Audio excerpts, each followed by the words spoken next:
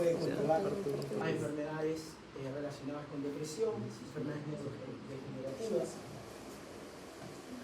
Bueno, y la disbiosis nos puede conllevar a manifestaciones o enfermedades, mejor dicho, autoinmunes. Por lo tanto, los factores que nos pueden desencadenar enfermedades que conllevan inflamación crónica son varias. Entonces, en el mundo actual tenemos que tratar mucho la inflamación crónica.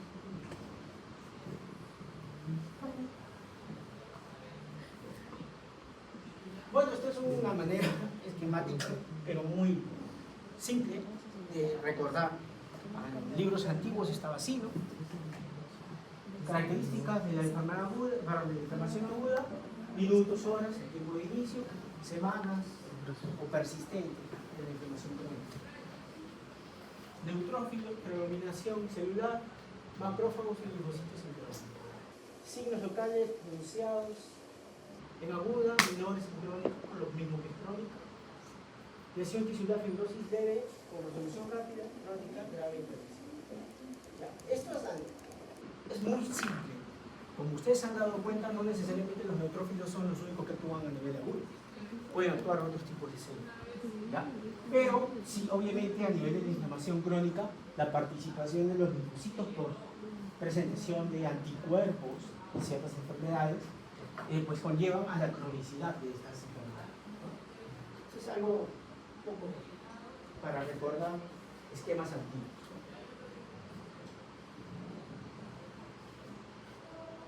Bueno, esto es para hablar un poco sobre los neutrófilos, cómo empezaron, digamos, a tener bastante importancia en la parte de la inflamación, sobre todo en la inflamación crónica.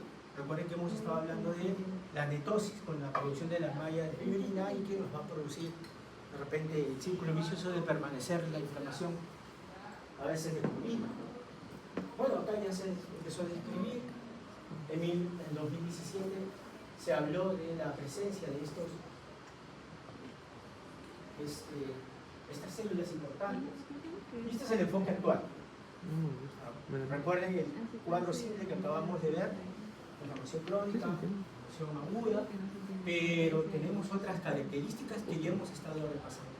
Dentro de la inflamación aguda, recuerden que tenemos algo que nos desencadena, que son moléculas, ¿no? Patrones moleculares, que puede ser de daño, que puede ser patógenos o de microbios, ¿no es cierto? Generalmente es de corto tiempo, puede ser una gran magnitud, ¿no? Puede ayudarnos a que sea tan rápido que se pueda reparar el tejido, ¿no? Mediante la cicatrización, ¿no es cierto? Healing y cicatrización. En cambio, en la inflamación crónica, la enfermedad sistémica crónica, podemos estar más expuestos a patrones de daño que a los patógenos, ¿no es cierto? Persistente o no se resuelve en el tiempo. Puede ser de bajo grado, solamente que permanece en el tiempo produciendo mayor inflamación, el círculo vicioso, ¿no? Para que se pueda entender. Daño colateral, sí, podemos tener ya efectos, no solamente a nivel del tejido, sino también a nivel sistémico. ¿Puede estar relacionada a la edad? Sí. Y bueno, dentro de los biomarcadores, en la parte aguda, ya hemos estado mencionando muchos de ellos, como la interleucina 6, la necrosis tumoral, interleucina 1 y proteínas R. Ahora, a nivel de biomarcadores en la inflamación crónica, claro, muchos de estos participan también, pero en realidad a nivel de la inflamación crónica, estos biomarcadores tienen más que todo acción como consecuencia, ¿no? Lo vamos a ver como una manifestación clínica, ¿no? Pero no tenemos por el momento marcadores específicos para la inflamación crónica. Con lo cual no quiere decir que la inflamación crónica no se produzca, esto sí se produce, pero no es específico de la inflamación crónica. Bueno, papel de los macrófagos. Los macrófagos van a secretar citocinas y factores de crecimiento, ¿no? células a nivel tisular, ¿no? Que se genera producción a nivel de las células madres hematopoyéticas de la médula ósea y en células progenitoras del saco vítrico. Entonces este sistema mononuclear o fagocito es importante. Entonces los monocitos van a migrar y posteriormente se van a activar a macrófagos y que van a producir un efecto de respuesta ante un agente microbiano. Puede migrar al tejido extravascular y 48 horas ese es el tipo de célula predominante, regulada por moléculas de adhesión y mediadores químicos con propiedades quimiotácticas y activadoras, como hemos visto, ¿no? Se puede acercar, en este caso el monocito, se activa y posteriormente ingresa y se acerca a la zona donde se encuentra el microbio y puede hacer las propiedades con el marcaje debido que ya hemos visto. Tenemos vías de activación de los macrófagos. Hay dos vías descritas. Tenemos la activación de la vía clásica, la activación alternativa. La clásica está inducida por productos microbianos como el toxina, por ejemplo. Y esta es en respuesta a sustancias extrañas como los cristales, por ejemplo, el ácido úrico. Y esto lo va a llevar a producción de una serie de cascadas de especies reactivas que nos van a generar un tipo de respuesta. Y la activación alterna o alternativa, inducida por interleucina 4 y 13, y el objetivo es la reparación del tejido. Y esta, obviamente, reparación del tejido nos puede conllevar a la formación de fibroblastos y aumento de colágeno. Obviamente, para lo mismo que es la reparación del tejido. Entonces tenemos aquí, recuerden ustedes, la vía interna o M2, ¿no? Que se va a activar por interleucinas 13, 4, y la vía clásica, la activación macrofágica, que se va a activar por exposición a agentes microbianos e interferón gamma. ¿Sí? ¿Correcto? Obviamente, si hago la diferenciación a la activación tipo L1 en la vía clásica, voy a hacer la producción de especies reactivas de oxígeno, óxido nítrico y enzimas lisosómicas para fagocitosis y muerte del agente microbiano. Y la producción de interleucina 1, 12 y 23 por el proceso inflamatorio. De lo contrario, que por acción de la interleucina 13 o 4 o IE4 paso a una activación alternativa M2, esto va a hacer que este macrófago desarrolle factores de crecimiento TGF-beta o interleucina 10, que nos va a conllevar la interleucina 10 a efectos antiinflamatorios y los factores de crecimiento a reparación del tejido. ¿Correcto? Entonces tenemos dos vías de activación de los macrófagos. Uno es la M1 o clásica y la otra es la M2 o alternativa. ¿Cuál es la que es antiinflamatoria? La alternativa, la M2. Por producción de interleucina 10. ¿Cuál es la que me vaya a ayudar a reparación de tejido? Alternativa o diferenciación M2. Ojo que hay subtipos, ¿ya? Pero eso es confundir. M2 hay A, B, C y métricas. Obviamente que tiene relación con el tipo de interleucinas que se produce. Pero lo importante es que ustedes reconozcan que la alternativa me va a ayudar, tiene efectos antiinflamatorios por acción de interleucina 10 y nos va a ayudar en la reparación del tejido, ¿no? Con la formación de, con la acción de fibroblastos, etc. En cambio, la de tipo M1 nos va a producir o nos va a ayudar a lo que es la eliminación del agente microbiano y, bueno, va a estar en el proceso inflamatorio. Entonces, tiene que haber entre estas dos vías de activación también un equilibrio. De lo contrario, pues la predominancia, por ejemplo, de M1, si vamos a persistir con el estado inflamatorio, puede conllevar a un estado de inflamación crónica. Y en el caso de la reparación de tejido, podría hacer que se activen en la vía alternativa para justamente la reparación, fibrosis del área lesionada.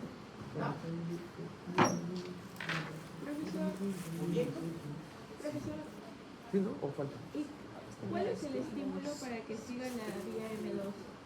¿Para que siga cuál? La vía M2. Esto. Interleucina 13 y 4. Acá, para que entienda, están los estímulos. Este es el monocito que se va a activar a macrófago, ¿no? Los microbios, el agente microbiano e interferón gamma activan la vía clásica de M1. Por eso están en verde. Y en lo contrario, la interleucina 3 y 4 activan la M2 o alternativa. Por eso es que acá en este lado está de verde, pero está de rojo en negativo porque inhibe esta vía. No puede activar las dos. ¿Ya? ¿Correcto? Listo. Gracias. Bueno, acá tenemos otro gráfico.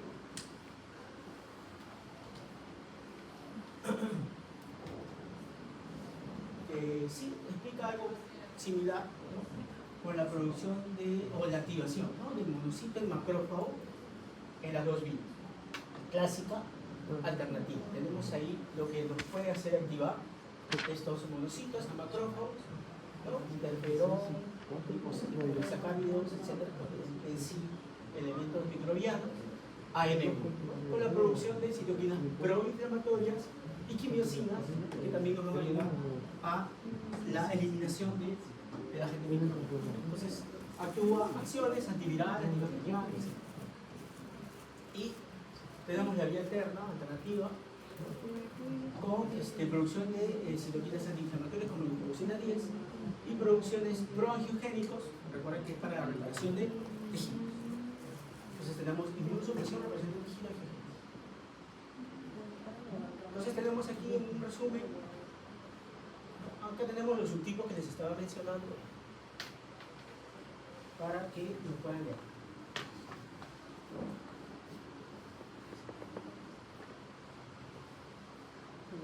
Bueno, de los linfocitos van a actuar como mediadores en la actividad adaptativa, van a aportar defensa contra patógenos infecciosos. Son reacciones dependientes de respuesta de los linfocitos que van a predominar, como las citocinas van a reclutar mayor cantidad de linfocitos como hemos estado viendo, y los linfocitos y macrófagos pueden actuar bidireccionalmente. Entonces tenemos aquí activación de los linfocitos. Los linfocitos también pueden activarse en diversos tipos o mejor diferenciarse en diversos tipos de células. En este caso podemos tener la célula presentadora de antígeno, que van a presentar a una célula T, CD4, de tipo D, o digamos virgen, que no ha tenido contacto con otros tipos de antígenos. La primera vez que tienen contacto con antígenos, y esta activación, que es una interacción receptor ligando, nos va a llevar a la producción de citocinas que nos van a llevar a diferenciación. Tenemos la familia TH1, TH2 y TH17. La TH1, protección frente a patógenos intracelulares o autoinmunidad. TH2, protección frente a patógenos extracelulares. Y TH17, protección frente a patógenos extracelulares o autoinmunidad. Entonces, diferenciación de familias de linfocitos.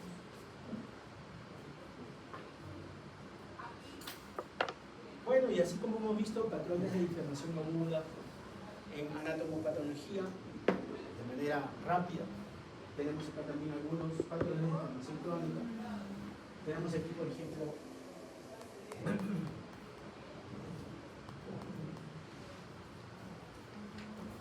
tenemos proliferativa específica, que se caracteriza por tejido de granulación, ¿no? Que están conformados por células moleculares, macrófagos, células plasmáticas.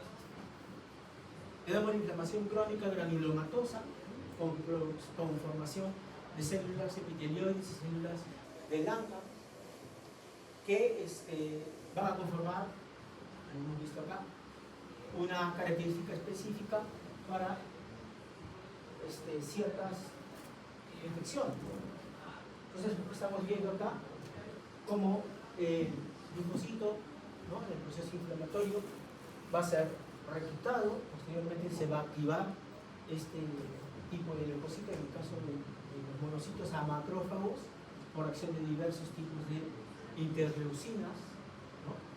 Y esto es gracias a la presentación de antígenos, ¿no? En este caso una célula dendrítica A, una célula o un linfocito CD4 del tipo TH1, y que nos va a conllevar a la producción de gránulos, ¿cierto? Con las células gigantes, producción alrededor de fibroblastos. Entonces tenemos aquí algunos ejemplos de inflamación crónica proliferativa inespecífica, como por ejemplo la presencia de úlceras, inflamación por células linfoides. Tenemos en la granulomatosa por cuerpo extraño, que también puede producir este tipo de inflamación crónica, o también por infección por micobacterias, que se va a producir muy característico este granulo. Entonces tenemos la inflamación granulomatosa, que va a contener los activados, y también va a haber áreas nerviosas. Esto va a ser un de la célula por contener agente causal, por eso lo vemos encerrado. O sea, bueno, va a haber la activación, aparición de células gigantes multinucleares, y va a haber multiplicidad de llama cuerpo extraño, y también existen los granulomas inmunitarios.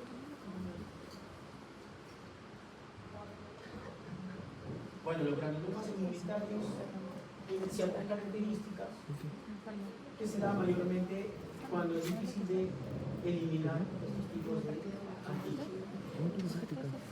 Vamos a ver la presencia de células exteriores, células de Lange. En el caso del granuloma cuerpo extraño, la presencia de células gigantes.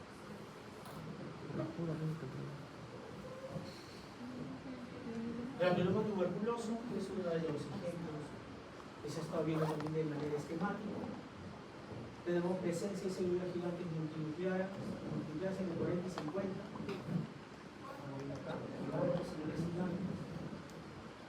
Y hipoxidación mediada por radicales libres genera necrosis casera. Está en el centro.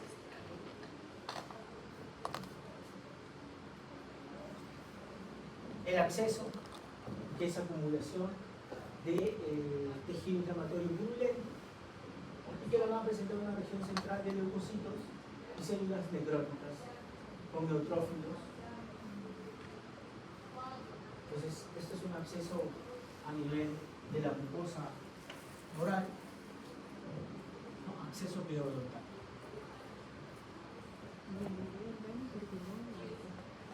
Bueno, la idea es que pues, el proceso inflamatorio nos ayude, ¿no? A la reparación del daño, la reparación del tejido. De lo contrario, pues no estamos teniendo la respuesta adecuada. Entonces, en la reparación del tejido sí es importante. Reparación, restablecimiento de la arquitectura y función tisular de una lesión. Regeneración, algunos tejidos son capaces de reemplazar los componentes dañados hasta la permanencia. Se produce por proliferación o a través de células madre. Y fibrosis, que es depósito extenso de colágeno en los órganos como consecuencia de la inflamación. Entonces, tres términos que debemos de recordar: reparación, regeneración y fibrosis. Y lo podemos ver, la regeneración no en todos los tejidos, pero el resto sí. Restablecimiento de la arquitectura y la función tisular tras la lesión, la regeneración por proliferación de células residuales y la maduración de las células madre adultas. Y bueno, debe haber un depósito de tejido conjuntivo para la formación de las células. Entonces acá vemos que hay un taxo, esta es la región, ¿no?, del vaso. Posteriormente hay un daño y tiene que haber a nivel de la pérdida, ¿no?, de la continuidad de, en este caso de la región tisular, depósito de matriz, que es tejido conjunto, y que posteriormente nos debe conllevar a la formación de cicatriz. Entonces tenemos que para la formación de la cicatriz tenemos algunos pasos, como por ejemplo, en primer lugar la angiogenia, porque es importante la angiogenia o la angiogénesis. Es la generación de nuevos vasos. ¿Y por qué es importante en este caso de la reparación de tejido? Porque necesitamos tener información para Claro, yo necesito que lleguen justamente estas sustancias que nos van a producir proliferación. Y necesito vasos sanguíneos para eso. Y obviamente la oxigenación de vida, ¿no? Formación de tejido de granulación es obviamente ya células especializadas que van a producir fibrina, ¿no? En este caso los fibroblastos, depósitos de tejido conjuntivo, que es el base para incluir la pérdida de solución de motilidad, y la remodelación. Recuerden ustedes que una vez que se ha producido la formación de tejido de granulación, tiene que ocurrir una remodelación y que nos puede conllevar posteriormente a una cicatriz fibrosa estable. Entonces, es importante la reparación de los tejidos en cicatrización. La regeneración es una proliferación celular. Puede ocurrir en células endoteliales, vasculares, fibroblastos son los que participan. ¿Quiénes van a estar? Factores de crecimiento, van a actuar células madre, y es la capacidad de los tejidos para repararse a sí mismos, y hay que determinar en parte por su capacidad regenerativa inmensa. En realidad el órgano que se describe con mayor, que tiene capacidad de regeneración es el hígado, ¿no? El hígado, cuando se hace, por ejemplo, hepatectomías parciales por traumas abdominales, hay ruptura hepática y está sangrando mucho el paciente, entonces tengo que solucionar el problema. Tengo que reseccionar parte del hígado, obviamente es en un porcentaje, no es que saco un pedacito y va a crecer un hígado, no. Hay un porcentaje en el cual se va a regenerar el tejido y va a continuar con su función. Pero en el hígado es donde se describe más. Entonces tenemos angiogenia, con formación de vasos en la formación de cicatriz, ¿no? Formación del tejido de granulación, ¿no? Presencia de fibroblastos, tejido conectivo, etc. Presencia luego de la remodelación del tejido, ¿cierto? Y bueno, el macrófago puede actuar según la activación que tenga, como hemos visto, que puede ser por la vía clásica o la vía alternativa. En este caso, en reparación de tejido, ¿para dónde se va? La activación del macrófago M2 o alternativa, ¿no es cierto? Ahí está.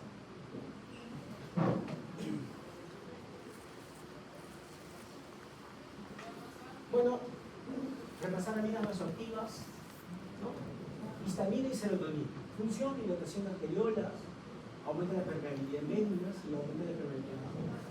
Va a unirse a los receptores de tipo H2 en células endoteliales, y la serotonina es un mediador vasoactivo de plaquetas, tiene una función, un neurotransmisor vasoconstrictor. ¿De dónde son la mayor cantidad de estas aminas vasoactivas?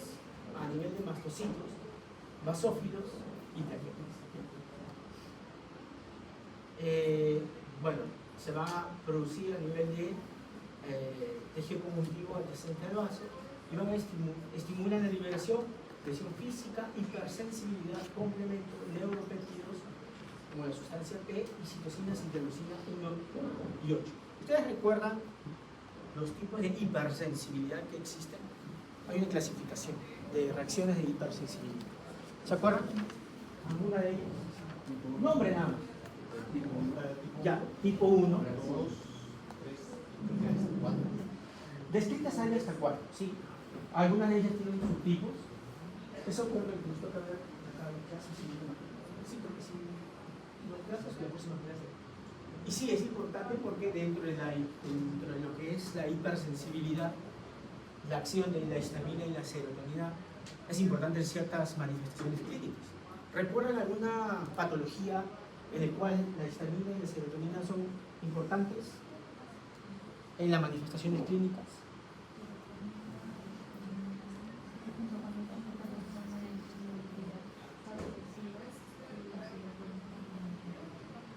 Ya, sí, la serotonina tiene una acción ahí también, pero de manera clínica, ¿ante qué acción de hipersensibilidad? En las alergias. Por ejemplo, su compañero nos contaba que él es alérgico a los aires. ¿Y cómo el aire va a hacer un efecto en mí? ¿Cómo sé que yo soy alérgico? ¿Cómo te enteraste que eras alérgico? Cuando tomé ¿Qué tomaste? ibuprofeno. Ibuprofeno. ¿Y qué pasó? ¿Ah? Te hinchaste. Reacción por eso. Ahí está. Claro, hay una reacción a algo extraño para nuestro cuerpo, para algunos, en este caso el fármaco. Entonces va a haber una reacción. Mastocytos ahí. Algunos se le hincha el ojo, se le hinchan los labios, algunos pueden tener angioedema, no pueden respirar, etc. ¿no? Pero obviamente depende cuántas veces yo me he expuesto. Tomé la primera vez, no me pasó nada, la segunda vez tampoco, la tercera vez hice reacción, se me hinchó, o los labios. Algunos son alérgicos a, por ejemplo, al lápiz labial, pueden hacer edema, ¿no? De los labios, etc. En el caso del asma, por ejemplo. Ahorita estoy con broncoespasmo. Yo no soy asmático, pero algo me está produciendo, algún alérgeno me está produciendo broncoespasmo. Bien, metabolismo del ácido araquidónico, esto ya lo hemos visto. Vamos a hacerlo de manera rápida. Prostaglandinas y leucotrienos, ¿no? Reacciones vasculares y similares en la parte inflamatoria, presencia de los eicosanoides. Tenemos COX-1 producida en respuesta a estímulos inflamatorios y la COX-2 de la misma manera. Prostaglandinas participan en reacciones vasculares y sistémicas y los leucotrienos reacciones del músculo vascular mismo. El mismo gráfico que hemos visto anteriormente. En este caso, por ejemplo, tenemos reacciones, acciones a nivel de la rama de la lipoxigenasa o acciones de los leucotrienos que nos pueden producir broncoespasmo. Broncoespasmo, permeabilidad vascular aumentada. Entonces, recuerden que el metabolismo del ácido araquidónico es importante para la parte inflamatoria. Bueno, lo mismo que hemos estado hablando con respecto a lo que es la reparación de los tejidos, tiene que ver con liberación celular, factores de crecimiento, integridad de la matriz extracelular y desarrollo de células maduras a partir de las células madres. Y eso nos va a conllevar a la reparación en sí. Recuerden que al final vamos a conllevar a la aparición de fibrosis, en este caso por fibroblastos, para la reparación del tejido. Y bueno, la reparación tiene señalización también, tiene participación de varias sustancias que nos ayudan a la señalización para la reparación de los tejidos, ¿no es cierto?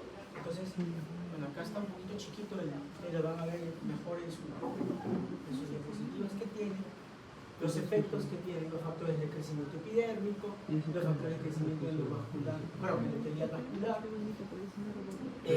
los factores de crecimiento derivados de plaquetas y que nos van a producir diversas funciones para los factores de crecimiento de la reparación y proliferación celular. Mecanismo de regeneración de los tejidos. Vamos a aquí. Hoy les digo sobre la capacidad regenerativa intrínseca de los tejidos lábiles de continua división, como células hematopoyéticas, tejidos estables, son tejidos en reposo, con mínima actividad proliferativa, como por ejemplo el parénquima, los órganos sólidos, y los tejidos permanentes como las neuronas, tejido cardíaco, que estos generalmente van a cicatriz.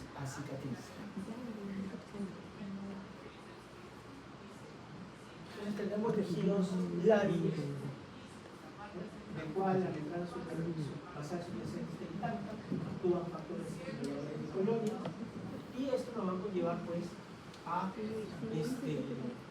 la regeneración en sí del tejido.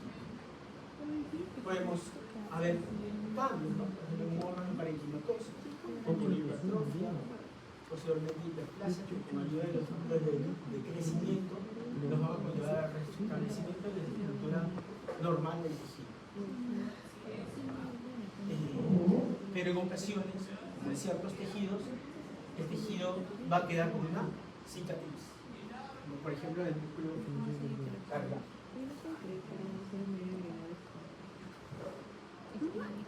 La angiogénesis que ya hemos estado mencionando, tenemos entonces respuesta a diversos tipos de mediadores, factores de crecimiento, va a ocurrir la separación de pelicitos y degradación de la membrana basal con brotes vasculares, migración de células endoteliales, proliferación de células endoteliales en el borde anterior, remodelación de tubos capilares, reclutamiento de células endoteliales y la supresión de la proliferación y migración endotelial. Entonces nosotros tenemos que, gracias a los factores de crecimiento, en el caso de la formación de nuevos vasos, tiene que crecer como brotes vasculares para que posteriormente se detenga, ¿no? esta proliferación de nuevas células y se produzca el nuevo vaso. ¿Qué influye en la reparación tisular? A ver, ahí hay algunos ejemplos. Porque un proceso infeccioso de repente hace que no se repare bien un tejido. La persistencia. Claro, puede generar un mayor daño, ¿no? Un daño persistente. ¿Por qué la diabetes mellitus puede producir un daño, un mal efecto de reparación? Por los coágulos que forman. Por los coágulos que forman. O sea, hay una isquemia. Ya, puede ser una explicación. ¿Qué otra más? Recuerdan que los factores, ahí está como factor intrínseco, hay enfermedades que producen inmunosupresión. Y si hay inmunosupresión no voy a tener la respuesta celular adecuada. Entonces la respuesta de la recuperación celular tampoco va a ser adecuada. Factores mecánicos. ¿Qué factores mecánicos, por ejemplo, no puedo o dificultan una reparación o cicatrización adecuada?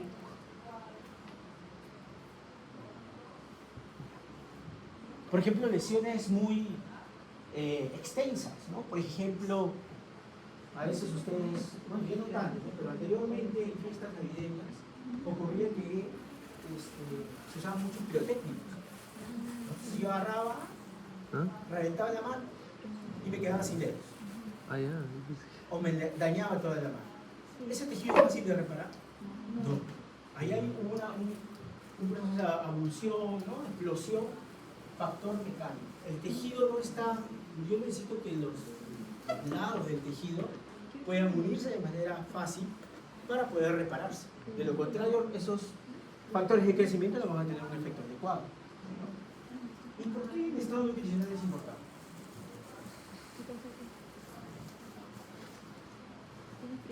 ¿Qué tiene que ver lo que yo como con la reparación de mis tejidos? Hay algo de las fibras, creo que pasó en la televisión. No, algo de las fibras, que cuando no hay, cuando no hay un consumo de fibras, esto A ver, está cerca, está cerca. La flora intestinal, la microbiota. No. Tiene que ver con qué usamos para cuando hay un daño, cuando hay una pérdida de continuidad. ¿Recuerdan ustedes qué se tiene que llenar? Queratina. Ajá. Ahí está. Después el tejido conjuntivo. Fibroblastos. Si yo no como, ¿cómo voy a producir este tejido? No como proteínas. Por lo tanto, si tengo un nivel nutricional muy bajo, de nutrición, etc., no voy a poder tener una reparación de tejido.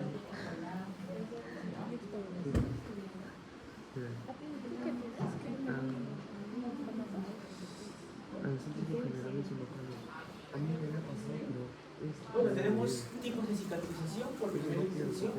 Entonces, heridas cutáneas. Bueno, tenemos la formación tejida, aumento de la permeabilidad macular, edema, formación de costra. Posteriormente, a las 24 horas, tenemos los neutrófilos en el borde de la incisión, acción de las enzimas proteolíticas, células epiteliales enterofibrosas. Y dentro de las primeras 24 a 48 horas, la capa epitelial va a cerrar 3 días. A los 3 días, los neutrófilos reemplazan a los macrófagos, hay fibras de colágeno en el borde y células epiteliales empiezan a engrosar de piedra. A los 5 días, neovascularización máxima, tejido de granulación, llena la zona de incisión. Si lo quieres, el factor de crecimiento empiezan a actuar para la maduración del epidermis. A las 2 semanas, acumulación de tejido, colágenos y fibroblastos. Se reduce el edema, reduce la vascularización y aumento de colágeno con disminución de peso. Y a los 30 días hay cicatriz de tejido conjuntivo, una epidermis normal. Y los anexos dérmicos se van a perder en la zona donde se produjo el corte. Cicatrización por segunda intención. Eso es por gran destrucción celular. Eso como por ejemplo le dije esto de una explosión, por ejemplo. Regeneración y cicatrización. Lesión secundaria es mayor que por la inflamación, con mayor tejido de lesión y mayor tejido de cicatriz. Contracción, miofibroblastos, 6 semanas, reducción del defecto cutáneo, solamente 5 a 10%. Entonces, cuando hay una lesión, una gran destrucción celular, vamos a hacer una cicatrización por segunda intención.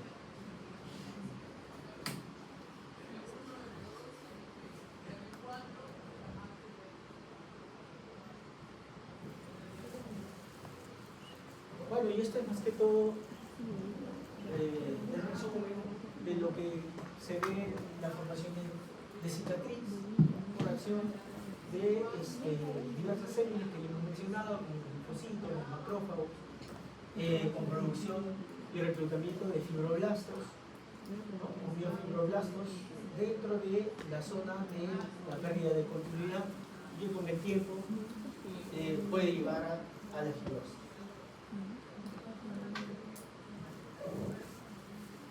Bueno, existen anomalías en la reparación de los tejidos y dentro de estas tenemos la dehiscencia de heridas. ¿Qué es la dehiscencia? Es cuando no hay una completa, no se cierra bien la herida y obviamente puede abrirse esa herida. Y eso es generalmente por aumento de presión. Eso, por ejemplo, se puede hablar después de una intervención quirúrgica. Seguramente no ha habido la atención necesaria al momento de hacer la sutura y se abre la herida. Dehiscencia. Úlcera, alteración de la vascularización. Bueno, eso es por alteración del flujo sanguíneo, empieza a producir lesiones ulcerosas. Hipertróficas, por aumento de colágeno. Recuerden que hay una remodelación, ¿no es cierto? Y en ocasiones pues hay mayor depósito de tejido de tipo colágeno y esto pues nos conlleva a cicatrices de tipo hipertrófico. Y las queloides por exceso de matriz extracelular. Entonces son tipos anómalos de cicatrización o de reparación de tejidos.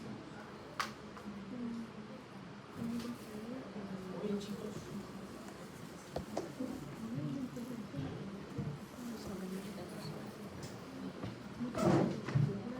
Bueno, esta semana tienen ustedes sus prácticas de